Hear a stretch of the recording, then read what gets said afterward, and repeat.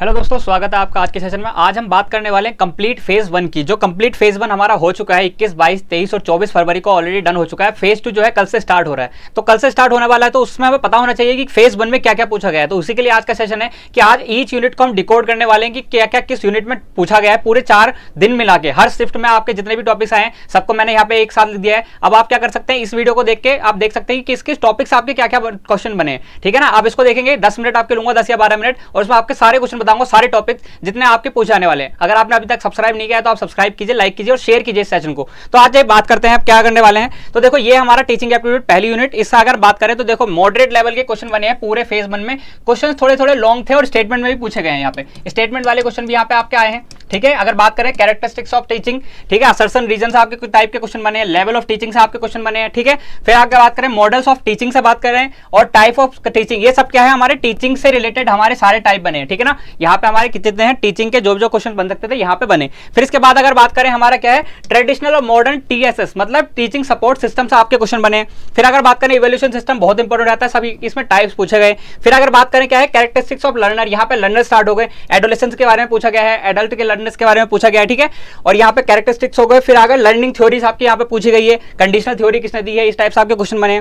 फिर आपका online teaching वाले मेथड्स के क्वेश्चन बने कि क्या होता है कि यहाँ पे मूक की डेफिनेशन पूछी गई, मतलब फुल फॉर्म पूछी गई है, कब ये किसने बनाया, इस तरीके से पूछा गया है। स्वयं किसने डेवलप किया, ये क्वेश्चन आया। स्वयं प्रभा से आपका चैनल कितने चैनल है, ये आपके क्वेश्चन बना है। ठीक है। ये सब आपके पोटेंशियल टॉपिक होने वाले हैं जिससे आपका फेज 2 के क्वेश्चन आएंगे। ठीक है ना। तो आपको इन टॉपिक्स को पढ़ के जाना है। ठीक है। ये अगर टीचिंग की बात कर ली, अगर हम रिसर्च में देखें तो रिसर्च में क्या है, देखो मॉडरेट लेवल बताया गया है और पीवाईक्यू बेस्ड बताए गए हैं। फेज 1 में आपके पीवाईक्यू ज्यादातर पूछे गए।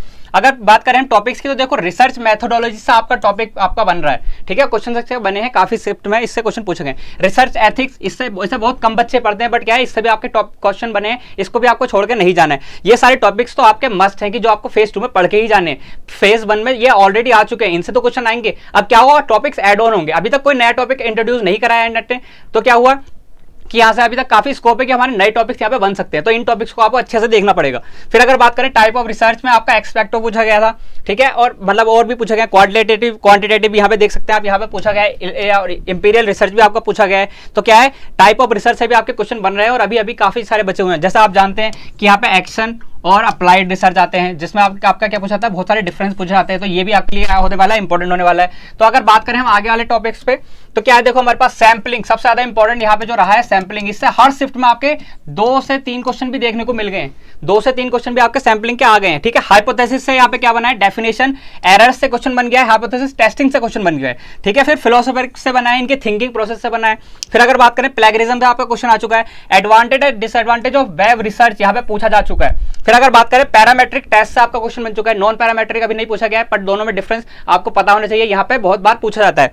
फिर अगर बात करें क्वालिटेटिव क्वांटिटेटिव हमेशा से इंपॉर्टेंट रहता है। यहाँ पे स्टेटमेंट बेस्ड पूछा गया है, अदरवाइज क्या होता है इसको मिक्सअप करके पूछा जाता है, एक दूसरे से डिफरेंस पूछा जाता है कि किस तरीके से डिफर करते हैं, कौन सा क्वालिटेटिव का एग्जांपल है, कौन सा क्वांटिटेटिव का एग्जांपल है, इस टाइप से आपके क्वेश्चन पूछते हैं।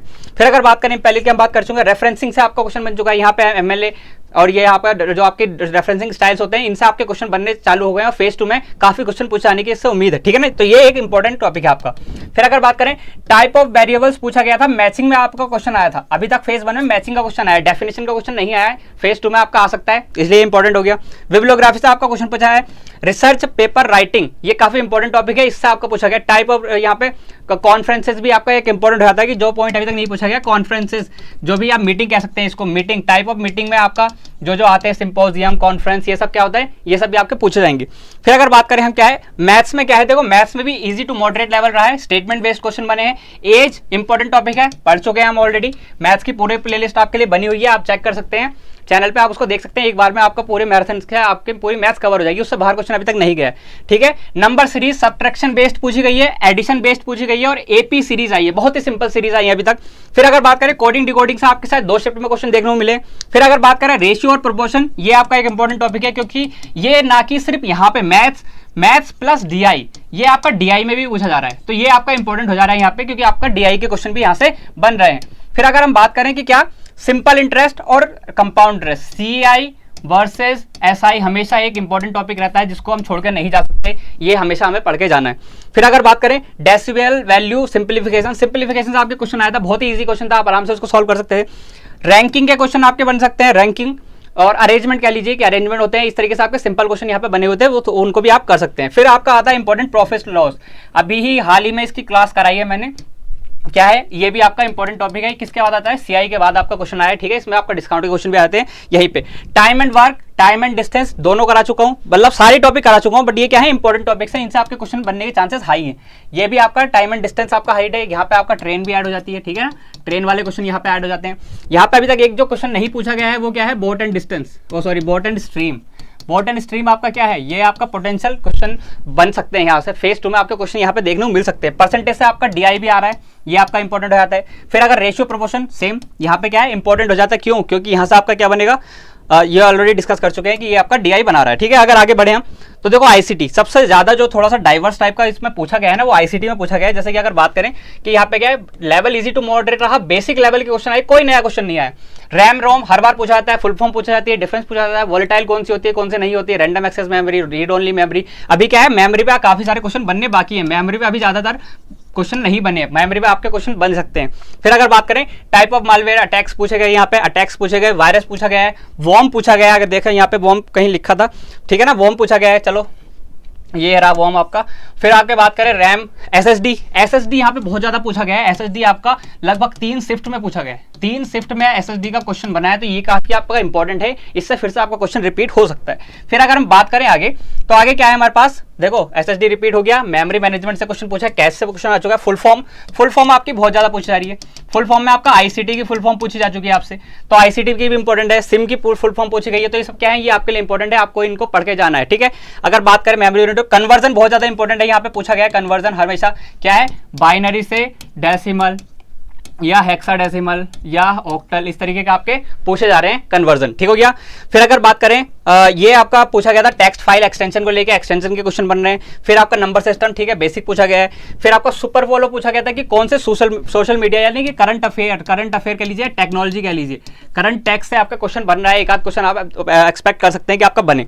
ब्लॉक से क्वेश्चन बना है, हाउ, ये है आपका मॉनिटर की आपकी स्क्रीन बेस्ड आपका क्वेश्चन बना है। फिर अगर बात करें, देखो सबसे इंपॉर्टेंट जो है ना यहाँ पे, एक तो ये ओपन सोर्सेज जो डिजिटल प्लेटफॉर्म, इनके बारे में बात कर रहा है। दूसरा एक यहाँ पे एक्सेल, एमएस ऑफिस यहाँ पे आपका इंपॉर्टेंट हो गया है, एमएस ऑफिस यहाँ पे आपके क्वेश्चन बना है, ठीक है ना, MS Office, MS Excel, PPT, इनसे आपके क्वेश्चन बन सकते हैं, पोटेंशियल क्वेश्चन है, ठीक है। ये आपके इसके क्वेश्चन थे आईसीटी के। अगर हम आगे देखें, कम्युनिकेशन यूनिट बहुत ज्यादा पूछी गई है फेज 1 में, क्योंकि इसके क्वेश्चंस आपके देख सकते हैं कि कितने सारे टॉपिक्स हैं और थ्योरेटिकल काफी क्वेश्चन कॉन्सेप्ट इसका आए हैं, मतलब अंडरस्टैंडिंग बेस्ड थे, रटे रटाए नहीं थे कि सीधा रटे रटाए आपके क्वेश्चन आए हो, ऐसे क्वेश्चन नहीं थे। इजी लेवल था, असर्शन रिजल्ट टाइप के क्वेश्चन पूछे थे, पीवाईक्यू बेस्ड था, मॉडल ऑफ कम्युनिकेशन से क्वेश्चन आता है, history of communication, concept and meaning और वर्बल नॉन कम्युनिकेशन, मतलब कि यहाँ पे क्या आ गया, ये आपका टाइप ऑफ कम्युनिकेशन में आपके क्वेश्चन बन रहे हैं, ठीक है। अभी आपका इंटरपर्सनल, इंट्रापर्सनल या ग्रेपेवाइन, इन टाइप के क्वेश्चन अभी नहीं बने, ये आपका क्वेश्चन फेज 2 में देखने को मिल सकते हैं, ठीक है। फिर अगर बात करें ग्रुप कम्युनिकेशन, आपका हमेशा से इंपॉर्टेंट है, group communication versus mass communication, ये आपका हमेशा से इंपॉर्टेंट है, इससे आपके पोटेंशियल क्वेश्चन बन सकते हैं फेज 2 में, आपको इससे क्वेश्चन देखने मिल सकते हैं, तो इसको पढ़ के जाना है। फिर अगर बात करें क्लासरूम कम्युनिकेशन या इफेक्टिव क्लासरूम कम्युनिकेशन, ये दोनों टॉपिक क्या है, इंपॉर्टेंट है, हमेशा इससे क्वेश्चन देखने को मिलेंगे। कल्चरल थिंकर के बारे में क्वेश्चन पूछा गया है, इंटरपर्सनल आपका क्वेश्चन पूछा गया है, ये इंपॉर्टेंट है फेज 2 के लिए भी, फेज 2 में भी इससे क्वेश्चन पूछे जाएंगे। फिर अगर बात करें क्या है, मास मीडिया इंपॉर्टेंट है, बैरियर ऑफ कम्युनिकेशन सबसे ज्यादा है, बैरियर ऑफ कम्युनिकेशन कह लीजिए या आप कह लीजिए आपका नॉइस का कॉन्सेप्ट कह सकते हैं, यहाँ पे नॉइस का कॉन्सेप्ट आपका इंपॉर्टेंट हो जाता है, फीडबैक इंपॉर्टेंट हो जाता है, ठीक है ना। कन्वर्जन डाइवर्जेंस मॉडल यहाँ पे इंपॉर्टेंट है, कम्युनिकेशन डॉक्यूमेंटेशन यहाँ से क्वेश्चन बन चुका है आपका। टाइप ऑफ कम्युनिकेशन ऑलरेडी कह रहे हैं, प्रोसेस ऑफ कम्युनिकेशन या मॉडल्स ऑफ कम्युनिकेशन के लिए ये आपके इंपॉर्टेंट है।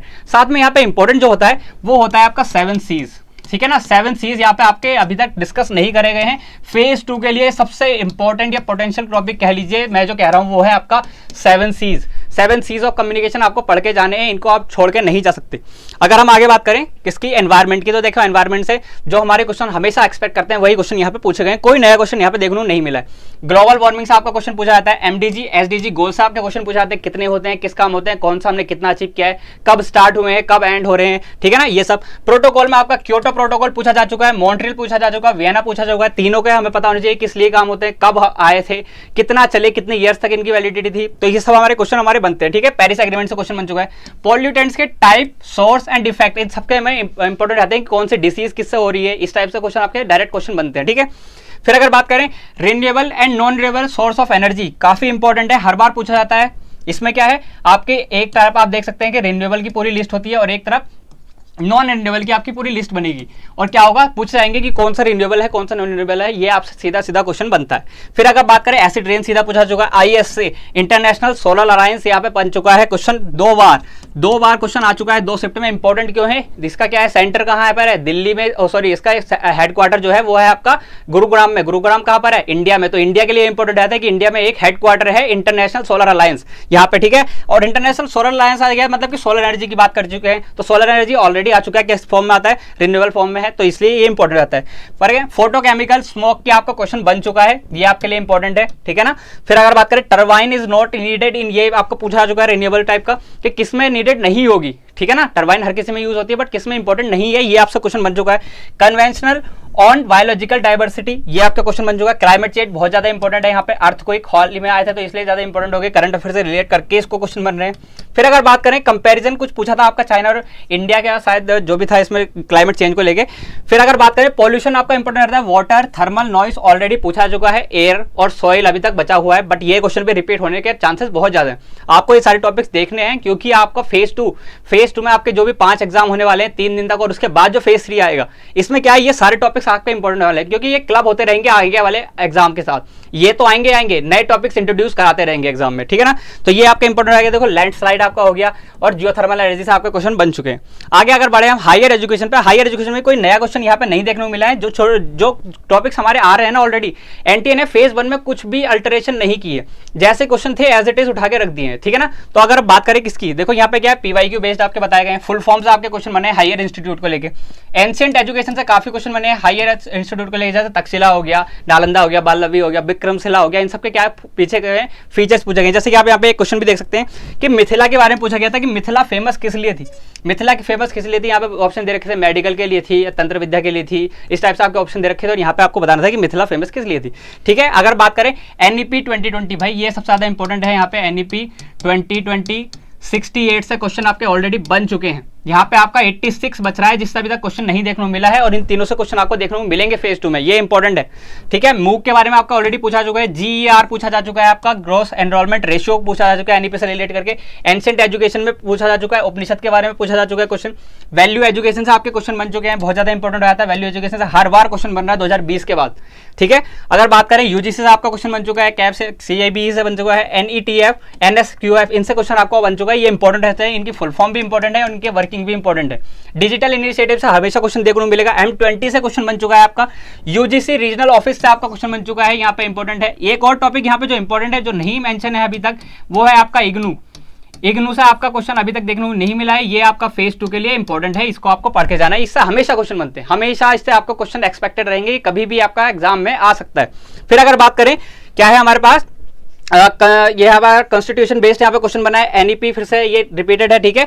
इंटीग्रेटेड बीएड कोर्स के बारे में आपसे पूछा गया है, जो एनईपी 2020 बताया गया है, उसके बारे में आपको बताया। हायर इंस्टीट्यूट ऑलरेडी डिस्कस कर चुके हैं, which ancient universities mentioned in NEP 2020, ये आपका क्वेश्चन बन चुका है, किससे, हायर इंस्टीट्यूट एंशिएंट इंडिया में मिला के एनईपी 2020 से आपको मिला के मर्ज करके क्वेश्चन बनाए जा रहे हैं। फिर अगर बात करें क्या है, एआईसीटी के बारे में पूछा गया, 1904 में एक कमेटी जो बनी थी उसके बारे में बताया गया है कि ऑप्शन आप दे रखा था, आप वहां से चूज कर सकते थे, ठीक है ना। अगर हम बात करें आगे, तो आगे क्या है हमारे पास एक इंपॉर्टेंट टॉपिक लॉजिकल रीजनिंग, इससे आपको बताया गया कि ये थोड़ा सा मॉडरेट टू हार्ड लेवल का लगा है बच्चों को फेज 1 में, ठीक है ना। तो अब क्या है, इसका लेवल थोड़ा सा हो सकता है कि डाउन हो और चीजें जो है सिंपलर वे में पूछ जाए। क्या क्या यहाँ पे टॉपिक बन चुके हैं, देखो असर्शन रीजन में जब भी टॉपिक क्वेश्चन आएंगे हमेशा ये थोड़ा सा लेवल हार्ड कर देता है ऑलरेडी।